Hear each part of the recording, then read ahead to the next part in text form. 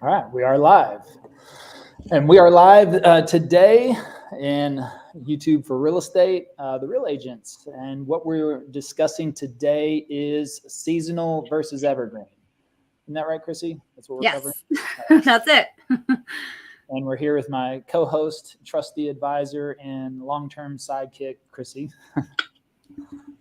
So thanks for joining us today. So yeah, let's just kick it off. And seasonal versus evergreen, we'll wait and give it some time. If you're watching online, feel free to throw some comments out in the chat. If you are coming in, if you come in backstage on the studio, then we'll take a look and bring you up on at some point. And then once I get through discussing seasonal versus evergreen, then we will jump into a Q&A portion. So the thing is that we talk about seasonal versus evergreen, especially being on video on YouTube, is this provides you the best opportunity to continually be found day after day, week after week, month after month, year after year. And so evergreen content, and for those that don't know, an evergreen tree has its leaves all year long. So that's where the saying comes from. So that some would say that makes it a relevant tree all year long, right? Because if the tree loses its leaves, then it's no longer relevant. But anyways, you get the idea. Evergreen versus seasonal. Seasonal, of course, means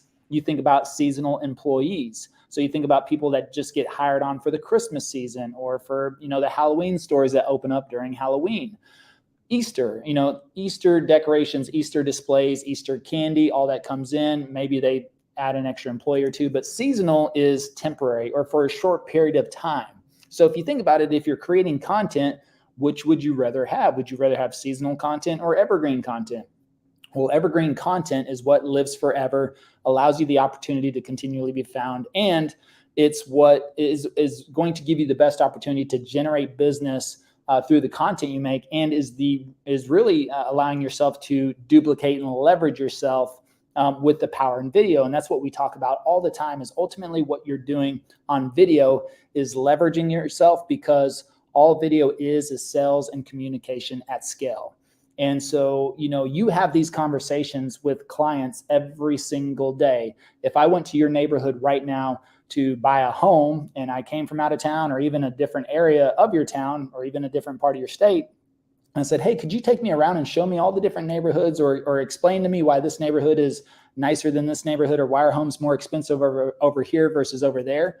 You would be able to tell me that. You would be able to talk me through that. And I'm assuming without a script. You're probably not going to be in the car driving around with your script and all your stats and data on the neighborhood. You're probably not going to be walking me through a house with your script in place and telling me the population, the exact population and the exact stats and data of the neighborhood. You're probably going to tell me what we talk about as friends. You're going to tell me about the neighborhood, about living there, a friend you may have living there. Maybe you lived there a couple of years ago or 10 years ago, or a lot has changed over the last 10 years, or you couldn't imagine this place 20 years ago.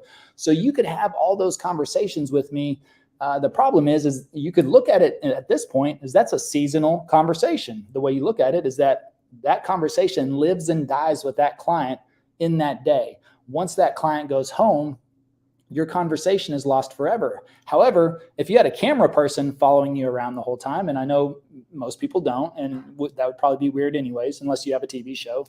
But the thing is you have somebody following you around and they were capturing that conversation will live forever on whichever channel you decide to display that on, which, by the way, if you ever watch any show, I don't know about this. I don't watch TV show, and I don't know if you've experienced this, but I've caught like an episode here or there. The time or two that I have turned on the TV, let's say Seinfeld, for example, or Friends. I never watched an entire season of Friends or Seinfeld. However, I feel like every time if I were to turn on the TV, do you ever get caught in the same episode like 2 or 3 times? Like you're going, how is this possible? I turn on the TV once a year and I see the same Friends episode that I saw last year and the year before that. And did they ever make any other episodes? What's going on? Or Fixer Upper, right? Fixer Upper, if you turn on HGTV, it's like the same episode of the same season on Fixer Upper every time you're on HGTV. And I'm going, wait a second. Okay, so that's an evergreen video, because again, they're replaying it over and over and over and over again. Now, the thing is though, you can't go to HGTV and search for that, at least not on TV. I guess now they probably have a mobile app, and you could probably go on the mobile app or go onto iTunes and buy the season, or now they have the Magnolia app, but that's creating content that people can find. But that's the beauty about YouTube is if evergreen content is there, which means that video is relevant any day, night, weekend, month, year, this year, last year, next year, to a certain extent, people find that relevant. And that is creating a strategy so that that video can be found over and over and over and over again. So not only do you get the initial views from whenever the video gets released, but you're going to be capturing views, as long as that video lives on YouTube and as long as it's searchable. So a lot of people, and if you were to create seasonal content, then that's likely to die very quickly. Now the power in that is for example, we've got a video. Actually, let me do this quick experiment, right? Let's see if we can do the share screen, because I happen to have my, I'll show this for example. So let me click on here. Chrissy, can you see my backend analytics of the channel? Yep. Okay, awesome. So let's go on to, well, here it is right here. Look at this. So you can see all of our backend analytics, and I'll take a look at Don't Move to Dallas. And I'm going to click on that. It's still in the top 3. So look at this. This video was published on, let's say, May 23rd, around, that's not the exact time, but May 23rd, May 24th, somewhere around there. And we're well past that, a year past that. Look at this right here. Look at this little tick. You see, you can almost see that slight tick up right there. That means it's gaining second momentum. Look at this. In the last 48 hours, it's at 292 views. And look at the amount of views it's getting. You can see as in hour by hour basis here, but look at it's suggested and browsed, which means YouTube is still promoting this video and pushing it out well over a year later, and even caught a second win. So look, at this point, it had 31,000 views since from May to December. So let's call that seven months, right? Okay, let's look at that. Now from December to where are we at? July, I guess that's about another 7 months. It's at 70,000. So it's actually gained another 40,000 views in almost that same 7-month time period. So think about that. And that's on the back half of it. So the last 7 months, it's gained an extra 10,000 views compared to the first 7 months, because this video is evergreen. I can't stand Dallas. What we're talking about is all the things we don't like about Dallas, but still the things we don't like about Dallas are still relevant to today. And people are still finding that relevant. So it's still getting views. It's still getting traction. YouTube still sees it as relevant and still pushing it out. Now, if you look at a seasonal video, this is where if we stay in the real estate space, then, this is where agents would usually film market reports. I mean, let's just face it. A market report is as good as dead by the next week, by the next month, definitely by the next 2 months. Because if I go to your channel, unless I'm a real estate historian and I'm truly interested in this, your market report from October of 2021 really doesn't serve me much purpose. Now, if I'm just interested in that, maybe I might find it relevant, but that's why a lot of times when people post market reports, especially on YouTube, then at that point, people don't find it relevant. They jump off of it very quickly. And that triggers YouTube to say, okay, not a lot of people are interested in this video. They keep jumping off very quickly. Therefore, we're not going to promote it out to people because they're not sticking around to watching it. So a market report, an open house video. If you're saying, hey, I'm here at my open house at 123 Main Street, well, that's very specific. On top of that, you're probably doing that selfie style, holding the phone or with a selfie stick or something. Maybe your friend is holding the phone, but you're talking about a specific time. So if somebody finds that video, they may find that as seasonal content because they'll say, oh, well, this was an open house from 6 months ago, not relevant anymore. I might as well jump off. And so that again could trigger YouTube to say, okay, well, people keep jumping off as soon as you open that video and say, hey, we're here at my open house at 123 Main Street. And it's Saturday, the 25th, or they see the publishing date. They're going to put 2 and 2 together likely and maybe jump off from there. Listing videos. Listing videos is something that we've talked about as well.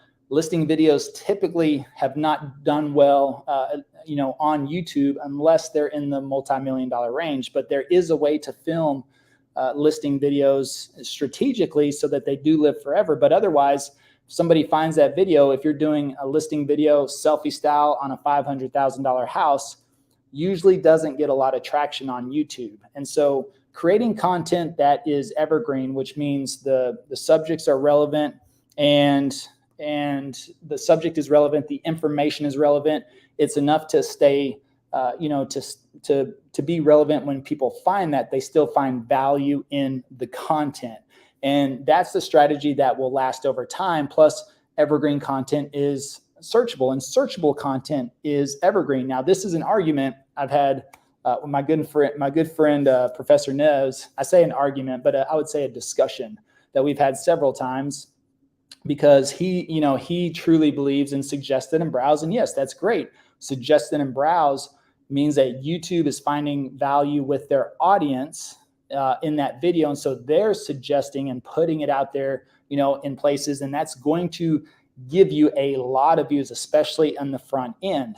However, as soon as YouTube decides that that video is no longer part of the suggested or browse, they'll start to wind that down.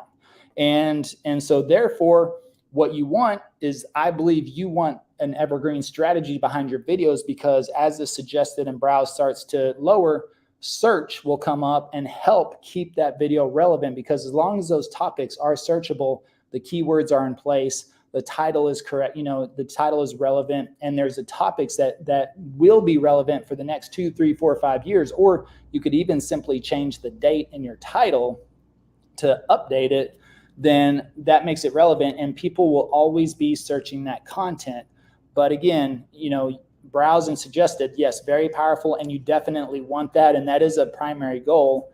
But again, once YouTube starts to pull back on that, you don't want the video to completely die out or for nobody to ever find it again. So the way we structure things around search, now we talk about this as well, is that we optimize for the algorithm in the beginning because you don't have an audience. But as you develop an audience, then you optimize for the audience. And where you will start understanding your audience, because you're going to be reading the comments, you're going to be having discussions with them, you're going to be talking to them on a daily basis, you're going to be selling them homes. And so then you get to understand more and more what's valuable to them, and that helps you create specific content that you don't necessarily need to find out if everybody's searching it. That it's going to be relevant for the audience that you're looking for. So that's very powerful in that standpoint. But in the beginning, when you don't have an audience, you have no views, you have no subscribers, the easiest way to be found is by creating search content. It's by building the content that people are already looking for and just putting it in front of them. And I love the analogy. This is what I say. I'll give you my analogy, but the old analogy, or the relevant, what I mean. The old analogy is that, what do you need to have a successful food stand? If you were to have a food stand, you were going to go into the food stand business. What would you need to be relevant? Well, some would say you need the right location. You need good food. You need good weather. All these things that they believe is going to help the food stand be successful. But the reality is all you need is a starving audience. And if you have a starting audience, and it doesn't matter if you're up on the hill, they will get there. It doesn't matter if your food is mediocre, they'll probably eat it. It doesn't matter if it's raining outside, they'll probably still come to you. So if you have the starving audience, they will find a way, you still have an opportunity to serve them.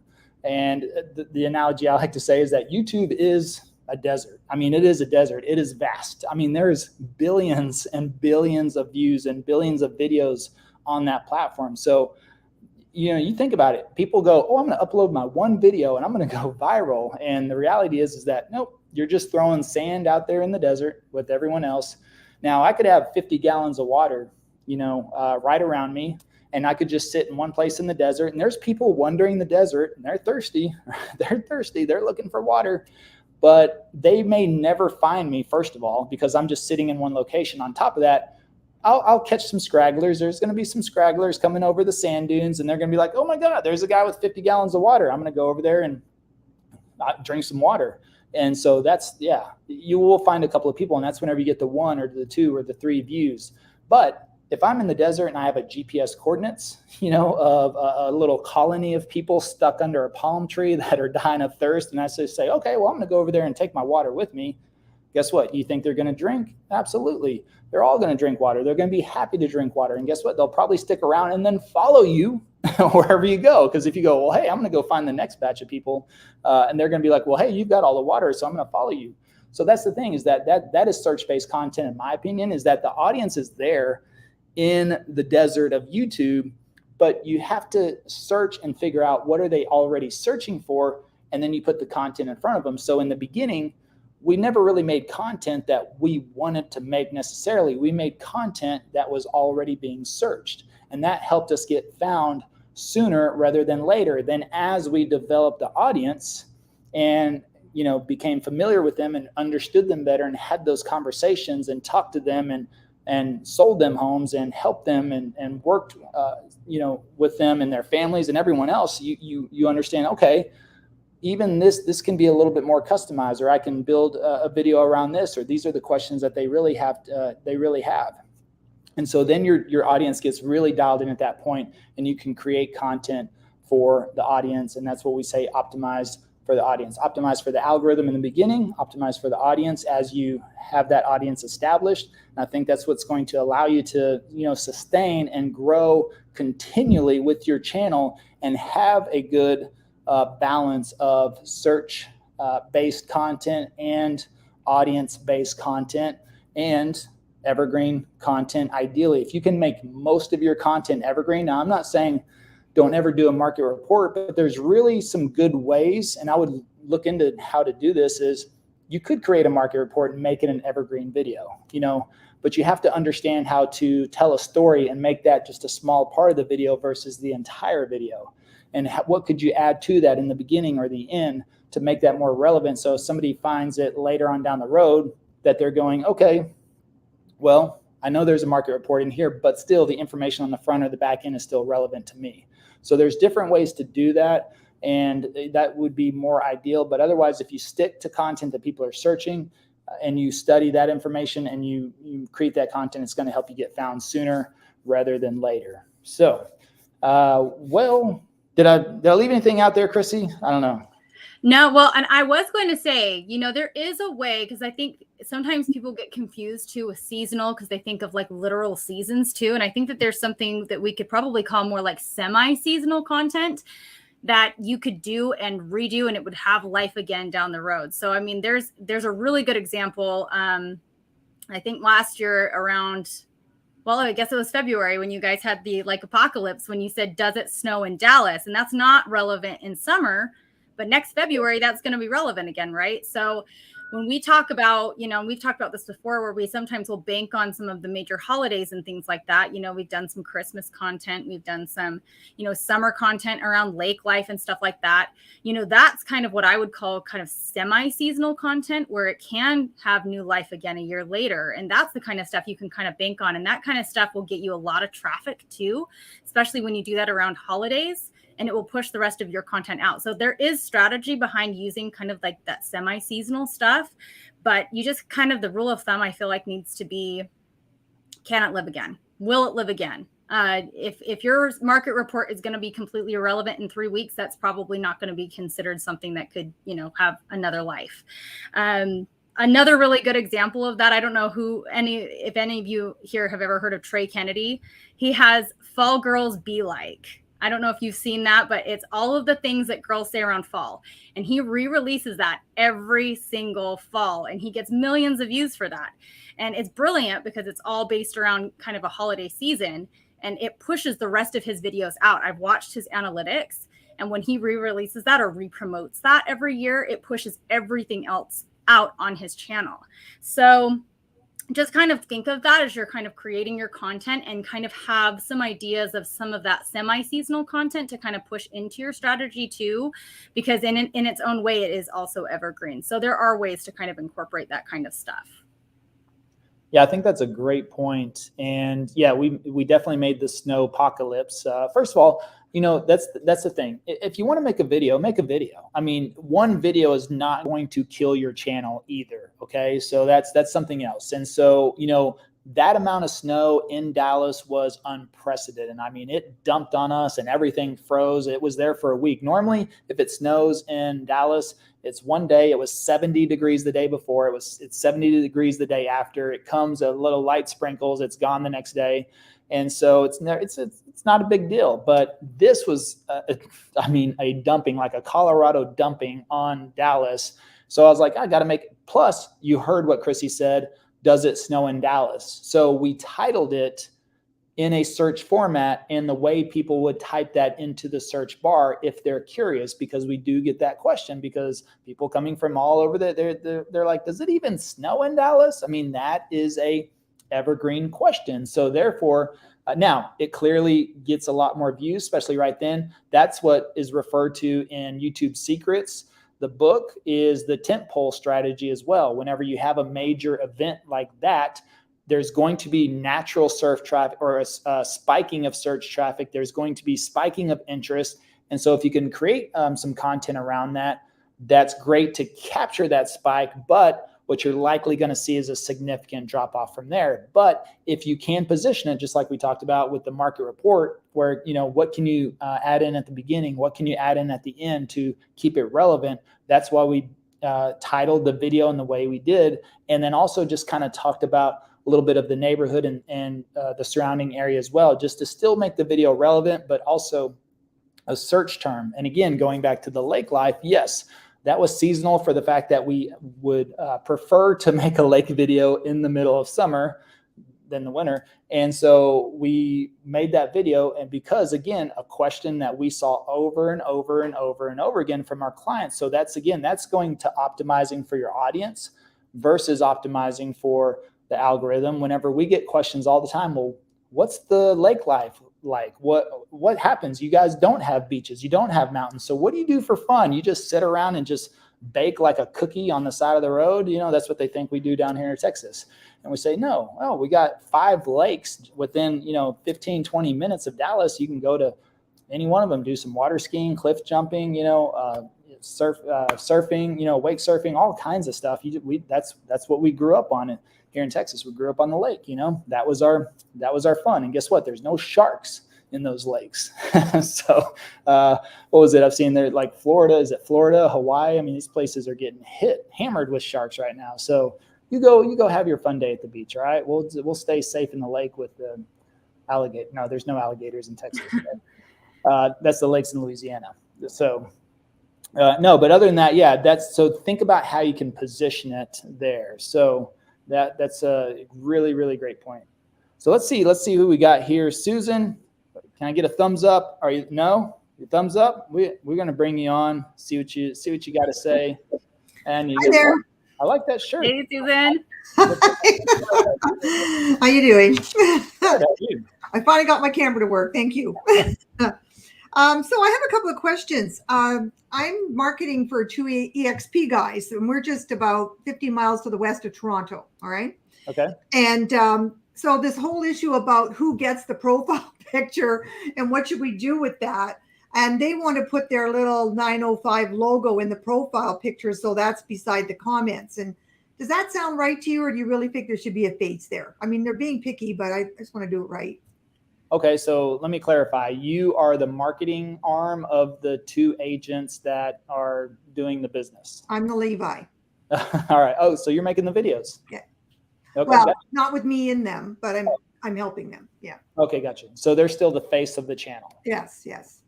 So what we recommend, I mean, it's just shown over and over and over again that people connect with people first. So I told them that, but I said, ask him anyway. I mean, people connect with people best of all. And what's funny is we had Buck Wise in Dallas. I don't know, a month or so ago. We did a little shared speaking event together, and he brought up this point. If you think about Ryan Serhant, who actually we got a chance to hang out with this last weekend. Very cool opportunity. And Ryan Serhant, you look at his social media following personally, through the roof, you know, millions and millions and millions. You look at his brokerage, Serhant, which has a S, you know, as the logo, a lot. Now, to give some context there, the brokerage is new, is about a year old. So Ryan's been working on his personal brand for years. So a little context there, but almost you can find that case almost anywhere you look, is that if there's a personal brand or versus the company brand. And you'll see this now, like what's one of the most popular things for content these days? It's the actual CEOs of the companies, you know, and a lot of time nobody knows what these people have built or what they've done.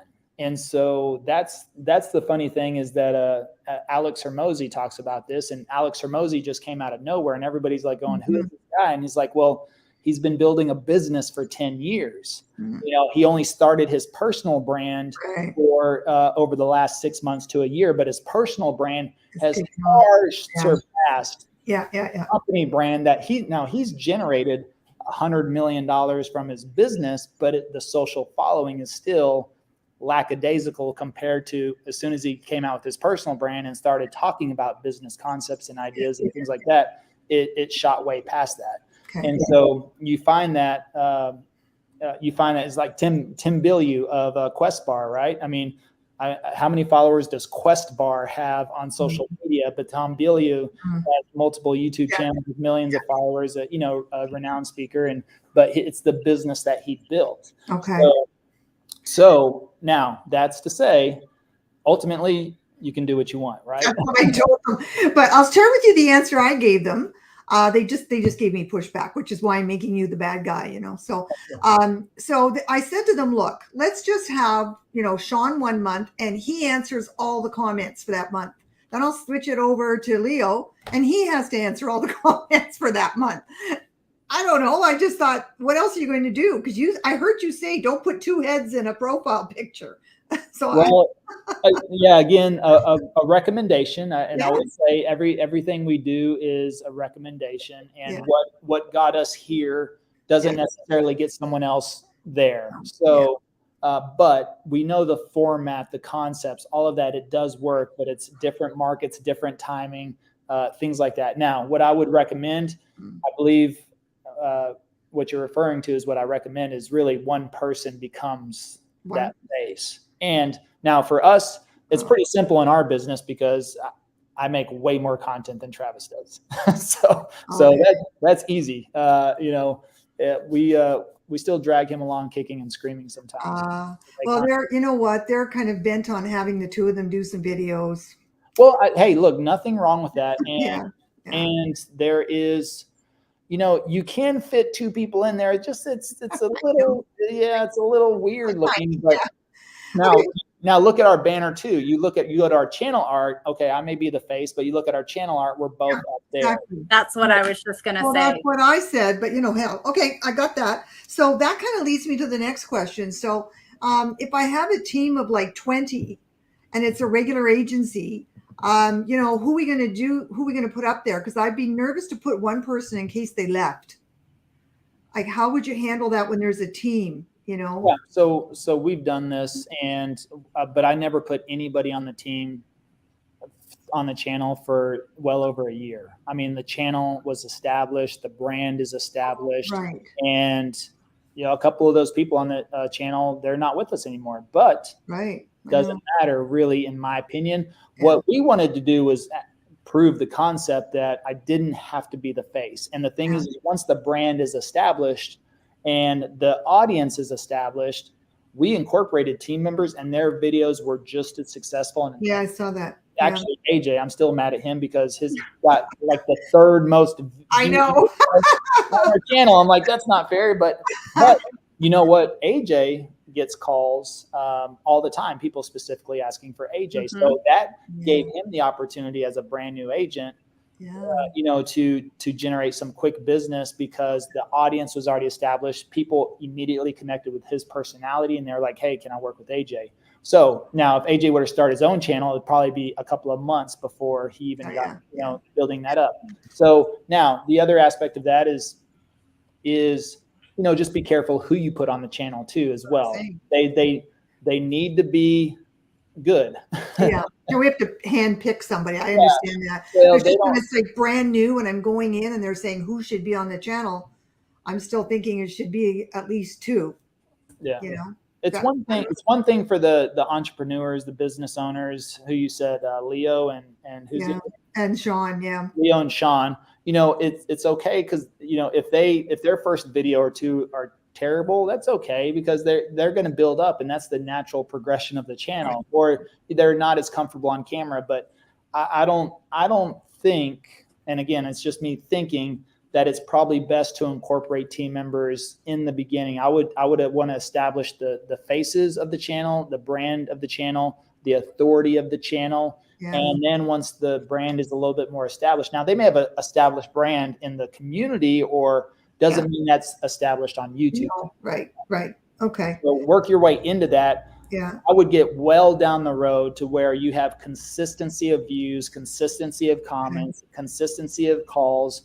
And then, you've got to understand and have that conversation with your team members as well. What does this mean? Okay, if you come on and you make a video and they ask specifically for you, cool. But if we get more calls, that doesn't mean rotating. That all the leads, So that's the advantage of doing it, is that, but at the same time, we want to position as to where, kind of like our discussion with AJ is like, hey, if you're going to get in here, the idea is for you to be consistent as well. So we want to see a video at least once a week, or once every other week at least. We need at least 2 per month so that we have some consistency, because also if I'm kind of building out content around that, that's something I want to plan for too. So if AJ says, hey, I'm going to give you 2 videos, and then he doesn't, and then all of a sudden, I don't have 2 videos that I need for a week or something, that comes back on there. So, ultimately I think own the brand, build it, establish the face.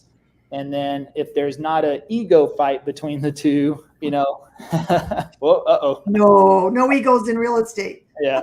Then ideally, if one could just be the primary, I believe that's the best way to do it. But again, they can do whatever they want. Well, I think what I'm going to do is go in and call it a pilot. You can get away with a lot. And so that the others realize that they're just testing it, and then we can come on later. That's kind of that's what I just got from you. I think that's about okay. So I just want to mention, we got the Shure mic, and is it ever clear? We were out on the lake, beside the lake. It was a lot of wind, and the video, I think, was really clear. Wait till Chrissy gets it. She may think differently, but it was actually very clear. I'm really pleased with that mic. I just want to say that to you if anybody's listening. Okay. And then the last question. So what happened is, where we, at least the board where we are, the real estate board, you cannot take a picture or show in a video a home that's listed. Cannot. Okay. So we really can't go and say this home, that, this home, that. So what we've done is we have obviously not walked in front of houses, but for sale signs. There's lots of other houses, and then we talk about the price range and the types of houses, and the fact that there's a few available now for sale, which actually makes that more evergreen than actually pointing to a specific house, I guess. Yeah. But my question is are we losing a psychological edge when they're looking at a house that they could be buying? Are we losing on that, or am I just being too, finicky? Because we are saying that there are houses for sale in this area, and so I'm trying to get around that. I don't want this to be a tourist video. The idea is we're supposed to get them interested enough to make a call. And I don't know. I just don't know where to go with that. Actually, it is kind of a tourist video, Okay, so you're okay with that. Okay. Yeah, this is the old Serhant saying, right? People hate being sold to, but they love shopping with friends. Yeah. So you're taking them on a stroll through the neighborhood. Okay. And so absolutely. So that's what I would recommend, is walk past that house, and then we can't do that. It no, can't be on the video. I mean past it. So over it. That's what we do. Yeah. You're allowed to walk in the neighborhood, right? Mm-hmm. Right. Yeah. So in this neighborhood, there's actually a home listed just a couple of doors down at $570,000. That's what we should be doing. Thank you. It's a 4-bedroom, 3-bath, and it's been updated. It's got a 2-car garage, and you can see it looks pretty similar to the homes I'm walking by right now, and so that should be a good idea. Thank you. That was my nugget for the day. Okay. All right. Thank you. Mm-hmm. You're welcome. All right, let's see here. Let's go to the chat real quick. So what's up, living in San Francisco? Hey, living in San Francisco. Good to see you. And let's see. I'm moving to Charleston, South Carolina. What's your preferred source? Let me see. Hassan, I see you. You're up next on deck. So give me all right, I got you a thumbs up. What's your preferred source of researching what people are searching for? Is the free TubeBuddy enough to do? You need a paid platform. Okay, so moving to Charlton, and look, he's got a Coldwell Banker in his logo, Susan. Look at that. He's got Coldwell Banker in his logo. So maybe, hopefully you heard that last part. But so let me see. Preferred source of research from people. Yeah, in the beginning, I mean, we found that TubeBuddy works the best. We actually have a link in the description below. And I mean, we highly recommend the Legend version. Actually, if you use code Andrew's Buddy, yes, little secret there, then that should give you a little bit of a discount. I don't know. I didn't try the free version. I mean, I just paid for it. To me, I always look at things as a necessary expense. You know, I'm thinking of the upside. I'm always thinking about what are the commissions I can generate if I find the best search terms versus what's the minimum amount I can pay to, you know, to do what I need to do. I'm just thinking, you know what, I'm kind of like an all-in type of person. I'm like, okay, let me go ahead and just do it right from the beginning so that I can get through this process a lot quicker. And the thing is, with the Legend version, you can do A/B testing, you can do all kinds of stuff in there. So to me, it's just it opens up the SEO Studio, all kinds of stuff. I couldn't even tell you what's in the free version, so I'm not sure. You probably could do some search results in there. I mean, you can go to Google and go to Keyword Planner in Google, and that's free. You can search all day long. But what I found too is that actually I did this research yesterday. I searched real estate agent, I searched plumber, I searched electrician, and I searched financial advisor. You would be blown away. You search Plano, Texas, Frisco, Texas. In Google, the searches are here. In YouTube, the searches are on average 8 to 10 times the amount, even for plumber. Now you'd think I don't know. I mean, clearly there's people searching plumber on YouTube, but to have it still like 8 times the search volume as what's on Google, pretty significant. Just tells you people want to see what they're looking for. So if you're trying to start out, I mean, that's an expense, because you don't really have a lot of expense with YouTube because you get to publish for free. You don't have to advertise. And if you do the organic strategy correctly, then, you know, you can generate business. I mean, if I was down to my last $3,000 in real estate, I would pay for editing for 3 months, and I would just make as many videos as that person will edit for me for that $1,000 a month and be consistent on there. But also I might, you know, save $200 of that to buy TubeBuddy to get my search down, because you can do it just from that. And I think you have a better opportunity to generate business with somebody editing videos versus trying to spend $3,000 on postcards or a magazine ad or, you know, some other form of marketing, because it all takes consistency. So, but TubeBuddy for us, and I would highly recommend the free version. All right, Hassan, my man, you ready? All right. You're gonna have to squeeze in. Yeah. Real quick, sorry. So I sort of have a technical question. Sorry if you can see. Oh, there you are. Yeah, I think. Yeah, sorry, my camera's a little off. So a quick question regarding the YouTube. I think you saw his picture was saying, you know, Coldwell Banker. Yeah. Mine simply says M on it, or like I can't upload my picture because I think it's linked to my Google Suite account, and I already have a 3,500 followers. I mean, I just started the channel. So should I start a new channel which gives and give my face to it, or I should just leave it as it is? It just has like a logo of the first letter of my channel name. No. Do you have our course? I have your course, yes. Okay. I mean, go into channel customization. Go into the channel customization, and you should be able to change your picture. I tried that, but it's just not allowing.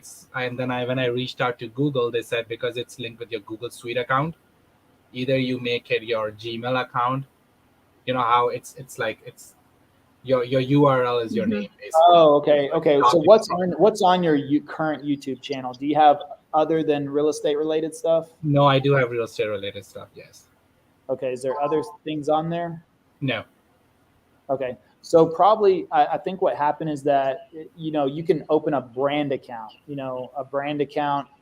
So if you have but that's not the case either, because my YouTube channel, I have Welcome back. Today we're looking at some entitled people. Oh, I'm sorry. Chrissy's watching random TikTok videos right now. She does that all the time. Well, finally, no cats running around or kids running in the room, and she's watching videos now. Well, one of my tabs, I went to go check a message that someone sent me, and it just opened up a completely other tab. Okay. So what do you think? Because I know that's not, because I have a Google profile picture that is, it shows up on Maps, it shows up on whenever I log into YouTube, all of that stuff. But for the different channels, even on a personal channel, I mean, I don't really disclose this, but I started a personal channel in 2010, and that's a different picture. So I'd have to go in there and play around and see if I could find out. I see something like this. Look. Okay, the M. The M is bothering. Yeah. Like, I'm not able to change this M at all. And I don't know, like, is it going to affect in future in my analytics or views or something? Or I should. Well, what shows up on your YouTube channel? The M? Yes, the M. Can you throw your link to your channel in the chat? Sure. What do you think, Chrissy? Have you had an issue with anybody not being able to change their picture? No, I haven't. We would probably just need to go look in the back end and see where the link is. Because, I think it's easy enough to do it. If it is linked across your entire account, then there's probably not a big problem with just changing it at the top level. Because you can change it if you go back to Google Suite and change it for like your email and your YouTube channel and all of that stuff. And I think if that's the image you want to have for your brand anyway, I don't really see a problem with changing it at the top level. But I do know that some of the older accounts, if you've had it for a few years, I know Google Suite went through a brief period of time where they made everything linked and you had to change it at a different place than you could normally do it on a YouTube channel. So it's possible that just because of the age of your channel, we just need to go back and find, the top level area to change that. But you should be able to change that regardless. It would just change it across multiple channels for your email and all of that stuff. Okay, so let's say in a situation where I cannot change it because that's what the information I got from Google, saying that no, either you need to just completely turn it off because you are linked with Google Suite. If in that occasion, if I cannot change it, do you suggest I should just go ahead with a new channel and start all over again? Man, that's a tough one. Let's jump on a quick call after this or something. I'd love to do a screen share and just dig in a little bit and see what we can find. Because I hate for you to, you got 3,500 subs. I would hate for you to have to start over on that. And yeah. I'm just wondering if there's something else where I don't know. It's hard for me to visualize I visualize it in my head. I can see it because I've been back there, but I just can't imagine, what you're seeing. So yeah, let's just jump on we'll just jump on a call, Awesome. So, thank you. Yeah. Hit me up on Messenger, on Facebook, and then I'll send you a link and we'll do a quick screen share. Awesome. We'll do that. Thank you very much for your time. All right. You're welcome. What's up, Robert? All right. I see you back there. You got a thumbs up for me, or you want to come on? You're on mute. You got to give me a thumbs up though, Robert. You're on mute. All right, we'll just risk it. All right, Robert. Now you're on the stream. You got to come off of mute though.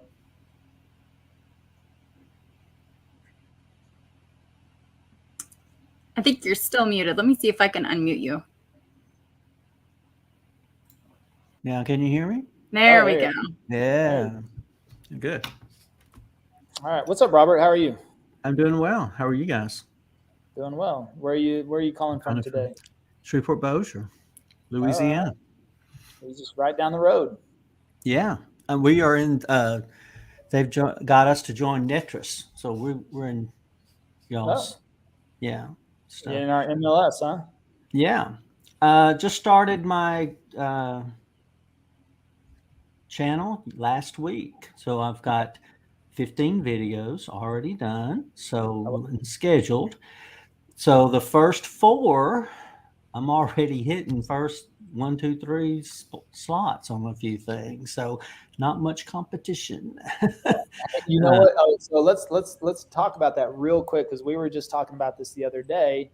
That is the beautiful thing about being in a smaller market. We get this question come up quite a bit where people say, well, I'm in a smaller market, or I'm not in Dallas. You're in Dallas with 4 million people and everybody wants to move there. And we're going, yeah, but the smaller market's, number one, untapped, and you get in there first to market.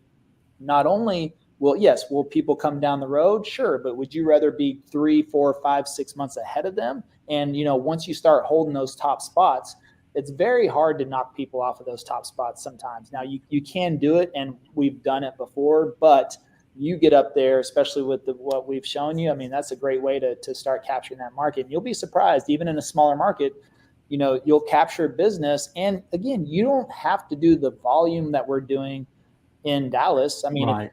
if you want to be a solo agent, you create the content up to the point to where you get a little bit too busy. Then you can back off of content a little bit if you want. You can kind of control the narrative. If you want to bring on a buyer's agent, and that could be where you cap out. But if you're doing 2 or 3 or 4 transactions a month and you're happy with that, and you're able to give a buyer's agent 1 or 2 transactions a month, hey, and usually people in smaller markets too are a little bit more on the easygoing lifestyle anyways, right? They're not trying to necessarily conquer the world. Yeah, so you don't have to conquer the world and do 30 transactions a month on YouTube. But if 2 or 3 would change your business, then it's worth it, right? Well, even in a small market, I was checking the closings since July 1st, and we had 1,100 closings. So why can't I have 10 of those? I mean, Yeah. That's kind of thing. I'm studying to take my broker's test to open my own brokerage, and I just want to work on being the front and get the leads, and then hand them over to my agents and just have a flat fee that they would get for closing that for me, type deal, where I'll keep most of the money and they get a freebie. So if I'm giving $2,000, $2,500 a month, just no matter what the price of the house is, then they get 2 of them free. That's $5,000 they're making a month. So they'll be pretty happy. Type thing. So, but we're basically 210,000 people. So it's we have a few $1 million homes, but not to the extent that y'all probably have. But so our average commission might not be as high, so we might have to do a few more, to reach. But it's possible, no doubt, for me to make $1 million next year. So, in a small market, Yeah. I mean, the biggest problem is, and I had a question for Chrissy, is in my YouTube, my TubeBuddy, because my SEO score on everything is 100. So I'm hitting all cylinders on that. Awesome. The optimization part of it, I'm not really sure, because the highest score I've gotten is 70 out of 100 when I do, search. But Shreveport's a ratchet city, so I don't know what they're putting in. I'm trying to figure out. I'm living to.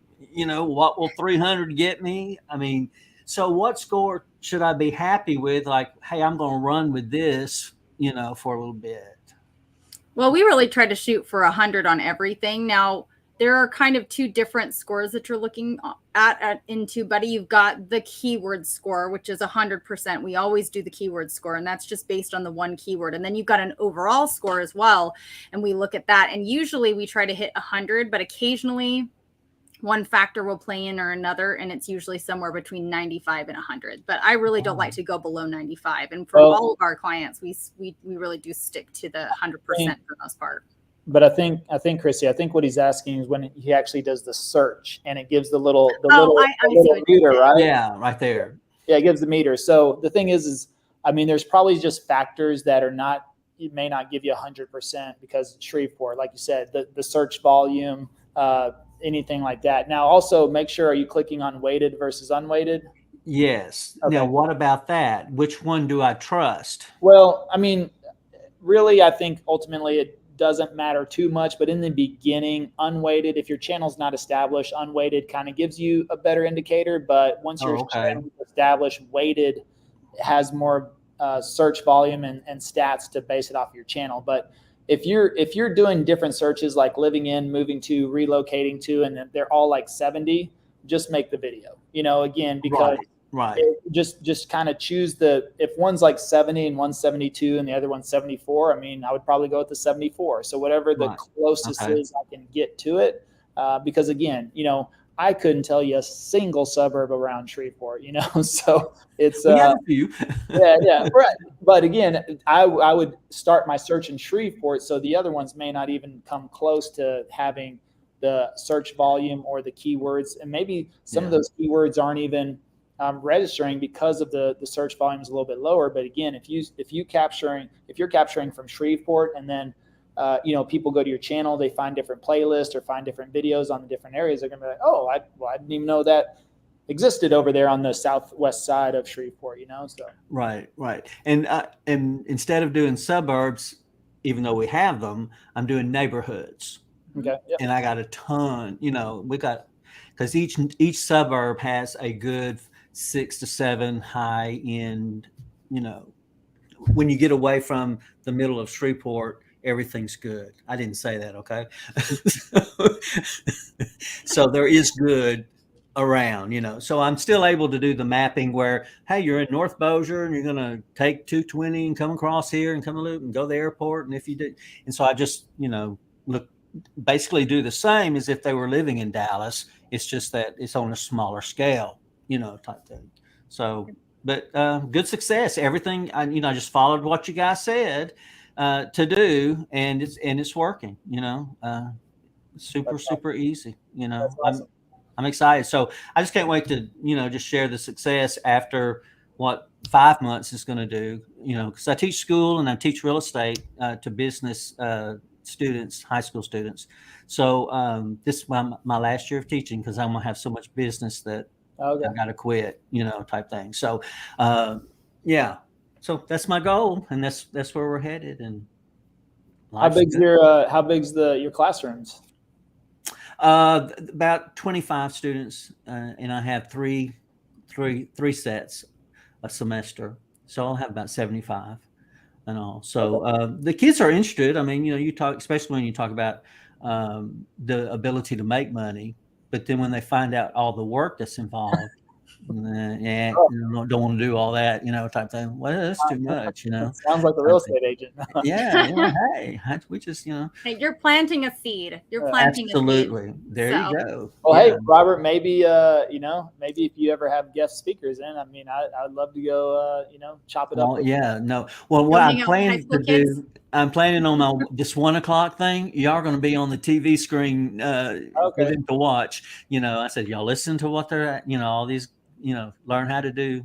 And I think that's the thing that will catch their attention, is that I can tell them, hey, I'm learning about YouTube, how to optimize, how to get your SEO scored. These are tips, what you need to do to start your own channel and start doing this. And then you just do the same thing when you're in real estate or whatever you do, type thing. So, because I teach entrepreneurship, and it's the same idea. The biggest part is just getting people to know you're out there. How do I market? We think it's the skill to do the job, but it's actually the marketing is the most important part. Because like you say, what y'all were talking about before, I had a bunch of questions and y'all answered most of them before I could get on, I was traveling and trying to get back home and stuff. And so, but the kids are, I think I'm excited, and we'll need to do that for sure. Yeah, it's funny.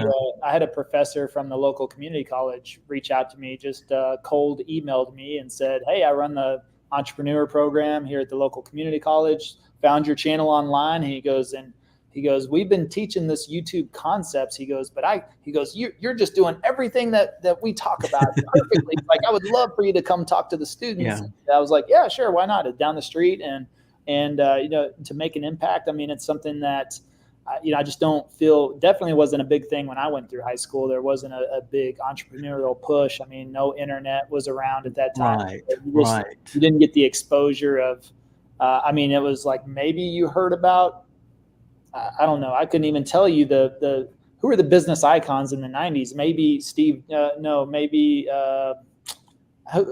Lee Iacocca of Chrysler or something. It's like it had to be a major car company or Coke. right. Like those were and there was only 2 or 3 as far as that you randomly heard about sometimes about.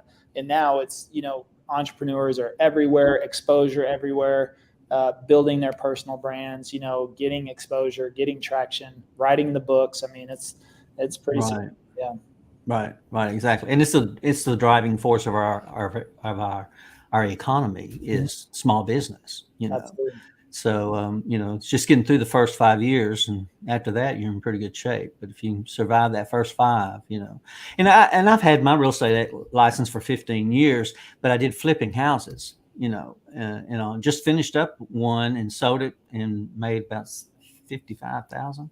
So it's doable in a small market. I mean, all the things you see on the, over in Dallas or over in Toronto, or wherever, you can do it in Bossier City, type thing. So, and I've lived there all my life, so I can, I'm like you, I can talk about it and not even have to think about it. No, I remember back when there was cows over there, and,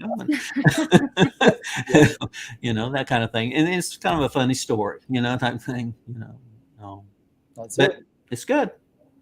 All right, Robert. Well, thanks for joining us today. And any other questions? Are you good? No, I'm good until next week. All right. Well, we'll see you then. And all right. Thank you. Yep. See you, Robert. All right. Well, I think that's pretty good timing. Great way to end up the call today. And those are some really good questions. And I think a great overview. Let me see. I think we're cleared out the chat. We're good to go there. Yep. I think we answered everybody's questions there. Checked both the private chat and the public chat. And I think we are good. All right. Well, thanks for joining us today, Chrissy. And we will see you next week. Same time, same place. See you, everybody.